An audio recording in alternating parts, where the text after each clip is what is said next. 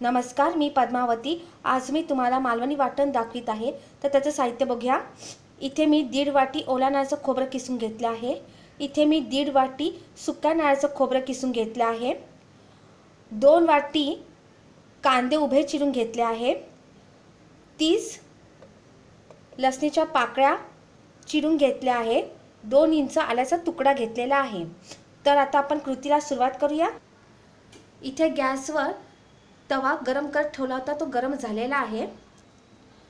आता मी ओलं खोबरं, सुकं खोबरं, कांदा, आलं, लसूण क्रमाक्रमाने गरम तव्यावर मी भाजून घेणार आहे।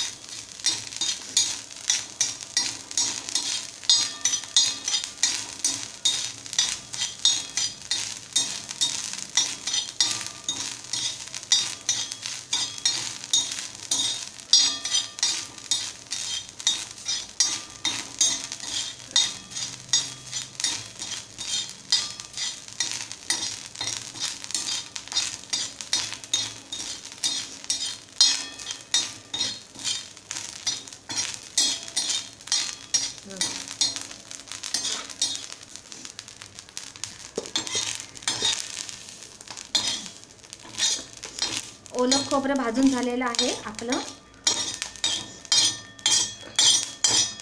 आता मी प्लेटमध्ये काढून घेतलं ओलं खोबरं। आता मी सुकं खोबरं घालत आहे।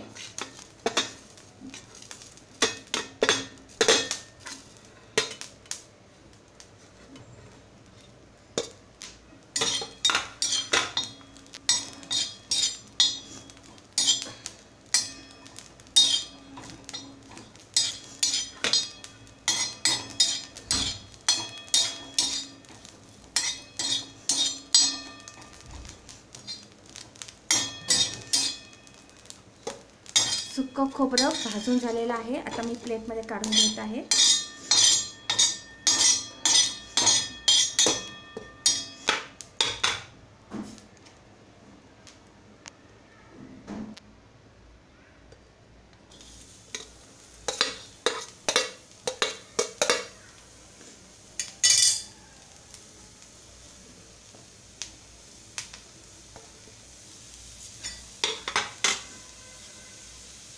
थोडं तेल घालत आहे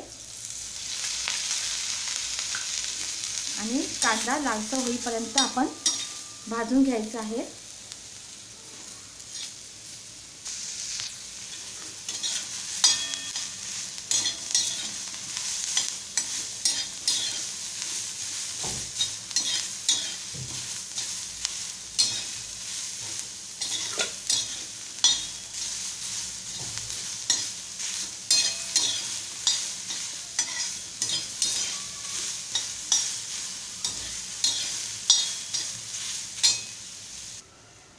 कांदा छान लालसर होईपर्यंत भाजून घेतलेला आहे। आता मी गॅस काढत आहे। आता आपण गरम तव्यावर जे भाजून घेतलेलं वाटण होतं ते थंड झाल्याच्या नंतर मिक्सरमध्ये वाटून घ्यायचं आहे। आता हे वाटण थंड झालेलं आहे। आता मी मिक्सरमध्ये वाटून घेते। मिक्सरमधून मी कांदा, आलं, लसूण मी आधी वाटून घेतलं। नंतर मी ओलं खोबरं आणि सुकं खोबरं मिक्सरमध्ये वाटून घेतलं। आता मी एकत्र ओलं खोबरं, सुकं खोबरं, कांदा, आलं, लसूण एकत्र परत मी मिक्सरमधून वाटून घेणार आहे। कांदा, आलं, लसूण, ओलं खोबरं, सुकं खोबरं मी मिक्सरमध्ये वाटून घेतलेलं आहे। मिक्सरमध्ये वाटून घेताना मी अजिबात पाणी घातलेलं नाही आहे। आता मी ह्याच्यामध्ये 2 चमचे मालवणी मसाला घालत आहे।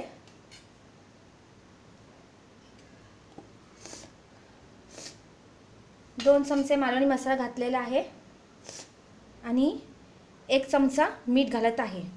आणि आता मिक्सरमध्ये परत मी लावून घेणार आहे। तर मी मिक्सरमध्ये हे सुक्कं वाटप वाटून घेतलेलं आहे। ह्याच्यात अजिबात पाणी घातलेलं नाही आहे। अशा पद्धतीने मालवणी वाटप करतात। हे वाटप 4 दिवस छान फ्रीजमध्ये टिकून राहतो। हे वाटप मालवणी वाटपाची तिखट डाळ आणि भाजीसाठी वापरतात। हे मी सुकं वाटप केलेलं आहे। हे वाटप करताना अजिबात पाणी घालून मिक्सरमध्ये वाटून घ्यायचं नाही। पाणी घातल्याशिवाय सुकं वाटप मिक्सरमध्ये वाटून घ्यायचं। कोकणामध्ये मालवणी वाटप हे अशाच पद्धतीने करतात। तुम्हाला माझा व्हिडिओ आवडला असेल तर लाईक करा। धन्यवाद।